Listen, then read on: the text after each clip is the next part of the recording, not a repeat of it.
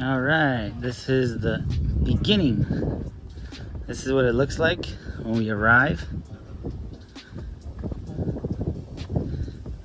Day one.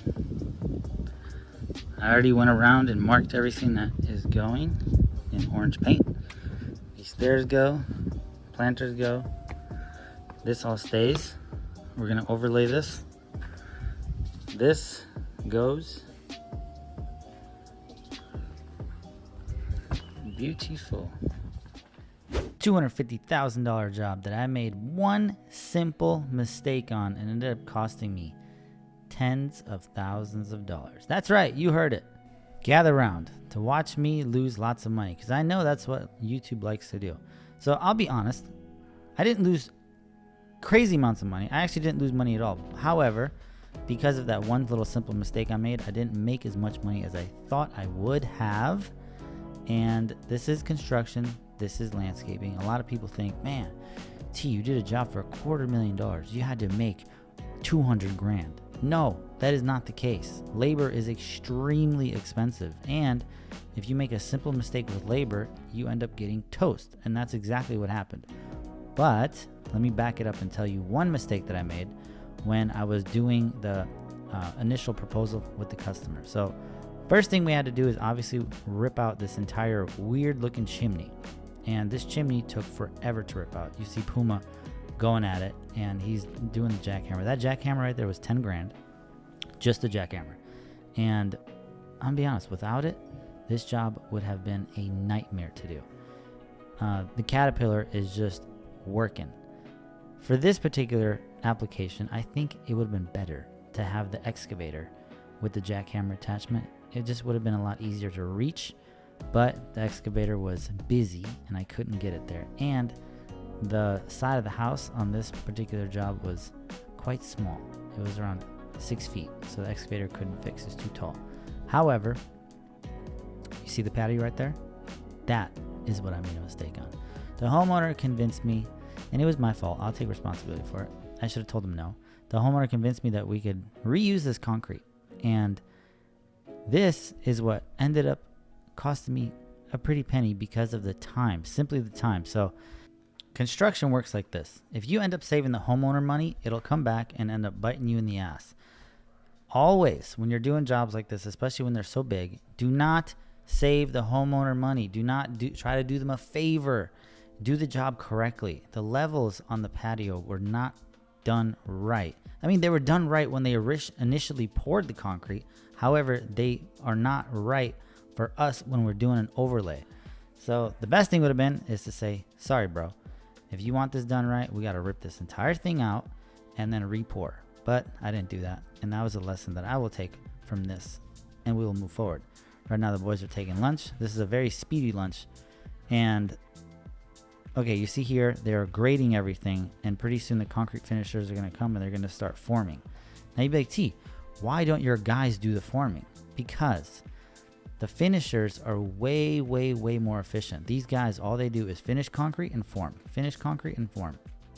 And all our job is, all we have to do is get everything leveled out and graded correctly. And then they will come in and do all of the forms, all of the stakes, like everything. And they'll follow the plan. And here they are. Boom.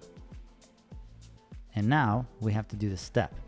So in a perfect world, it would have been great to do this step all from beginning. But as we know, your boy made a simple little mistake. So that was mistake number one.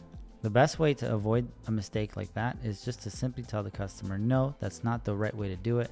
Be very professional because, obviously you watch all the YouTube videos that I have and you know everything about construction. And if you're ever in this position, you say, hey, no, you know what? I saw T make a video on this and I'm a professional now. I have a master's degree in landscaping. Sorry, Mr. Homeowner, we cannot do it like this. We have to take everything out and re-pour. And then they would be like, well, what are your credentials? And then you just send them a link to my YouTube channel. And then that's it. You have a PhD in landscaping. One thing that you got to see is for planning, you see how the pallet is in the middle of the grass and there's pallets behind there. That was a good idea. That was a great offer because these stones are heavy. So you have to stage material correctly. And here is the one thing that I was talking about with ripping it out. Do you see right here? You see how thick the mortar is? Typically, this would be on a bed of thinset, like a very small layer of thinset, maybe half an inch. But because we have to slope the water away from the corner of the house and it has to come to the stairs, you have to have it really high up top and you have to have it go down and really low on the bottom. And that's what messes up a little bit. This was easy. I bid the flagstone at $46 a square foot, which was a great offer. The material was like $10 and just a lot of labor. Anything with flagstone, a ton of labor. So they have to dry lay everything. They have to put all the pieces dry and then cut it all in. There is a very simple difference between dry laying and wet laying. So dry laying is when it's pretty much just set on sand. On sand is very easy because all you have to do is put base rock, sand, and then you just rip it and grip it and you just roll. This way is more structurally sound because the stones won't move. However, it is a ton of labor because not only do you have to put concrete, but when you go put the stones down, you have to literally put each stone one at a time.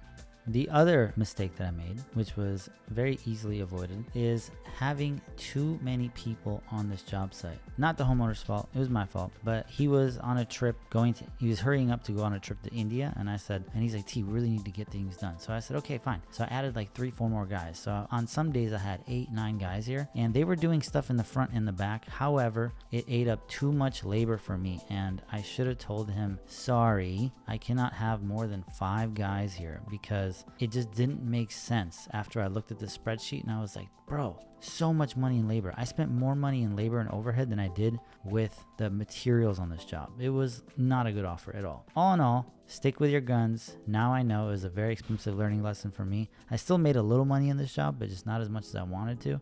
One fortunate thing for the homeowner is he got a very nice product and he's very happy. He gets to hang out with his family and have nice dinners. If you want a more behind the scenes look on how I run the business, from employees to angry customers to getting jobs to closing deals, all you have to do is click the link in bio, join GoKing, and I'll see you on the inside. Later, boys.